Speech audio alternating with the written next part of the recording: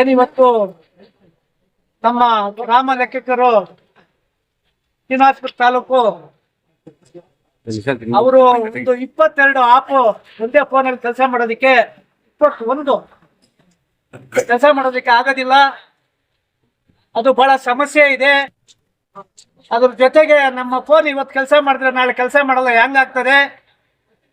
ಮತ್ತೆ ನಾವು ಹೆಣ್ಣು ಮಕ್ಕಳು ಇದ್ದೀವಿ, ಇಲ್ಲಿ 44 ಜನ ಕೆಲಸ ಮಾಡ್ಬೇಕಾದ್ರೆ 20 ಜನ ಇದ್ದೀವಿ. ಹಳ್ಳಿಗಳನ್ನ ಓಡಾಡೋದಕ್ಕೆ ಕಷ್ಟ ಆಗ್ತಾ ಇದೆ.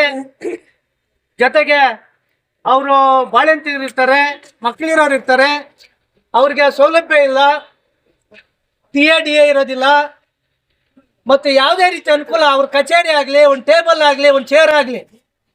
ಈಗ ತಾಲೂಕು ಕಚೇರಿಗೆ ಬಂದರೆ ಅವ್ರು ಇಲ್ಲಿ ಸ್ಟ್ಯಾಂಡಿಂಗಲ್ಲಿ ಇರಬೇಕು. ಅಲ್ಲ, ರೈತರೇ ಸ್ಟ್ಯಾಂಡಿಂಗಲ್ಲಿ ಇರ್ತಾರೆ ಬಿಡಿ. ಆ ಪರಿಸ್ಥಿತಿ ಬಂದಿದೆ ಇವತ್ತು ಈ ರಾಜ್ಯ ಮಟ್ಟದಲ್ಲಿ. ಈ ರಾಜ್ಯ ಏನು ಈ ದಂಡಾಧಿಕಾರಿಗಳು ಈ ತಾಲೂಕು ಕಚೇರಿಗಳಲ್ಲಿ ಏನು ಆ ಪರಿಸ್ಥಿತಿ ಆಗಿದೆ ಅಂತ ನಮ್ಗೆ ಗೊತ್ತಿದೆ.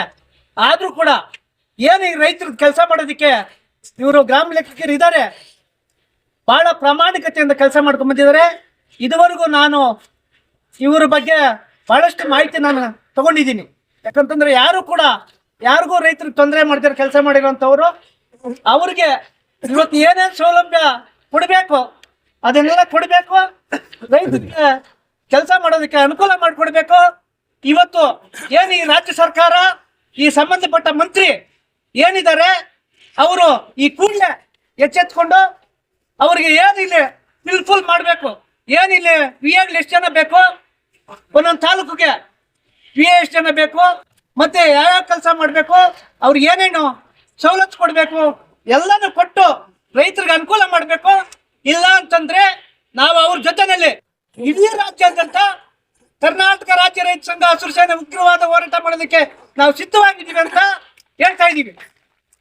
ಯಾಕಂತಂದ್ರೆ ಇವತ್ತು ಅವ್ರಿಗೆಲ್ಲ ಅನ್ಯಾಯ ಆಗ್ತಾ ಇರೋದು, ರೈತರಿಗೆ ಅನ್ಯಾಯ ಆಗ್ತಾ ಇರೋದು. ನೀವು ರೈತರ ಹೆಸರು ಹೇಳ್ಕೊಂಡು ಆಡಳಿತಕ್ಕೆ ಬಂದು ರೈತರಿಗೆ ಅನ್ಯಾಯ ಮಾಡೋದಕ್ಕೆ ಅವ್ರಿಗೆ ಈ ಪನಿಷ್ಮೆಂಟ್ ಮಾಡಿದ್ದೀರಾ. ಆದ್ರಿಂದ ದಯವಿಟ್ಟು ಇದನ್ನ ವಾಪಸ್ ತಗೊಂಡು ಅವ್ರಿಗೆ ಏನೇನಿದೆಯೋ ಅವರೆಲ್ಲ ಬೇಡಿಕೆಗಳು ಈಡೇರಿಸಿ ರೈತರ ಕೆಲಸ ಮಾಡಿಸ್ಬೇಕು ಅಂತೇಳಿ ಈ ಸಂದರ್ಭದಲ್ಲಿ ನಾನು ಹೇಳ್ತಾ ಇದ್ದೀನಿ.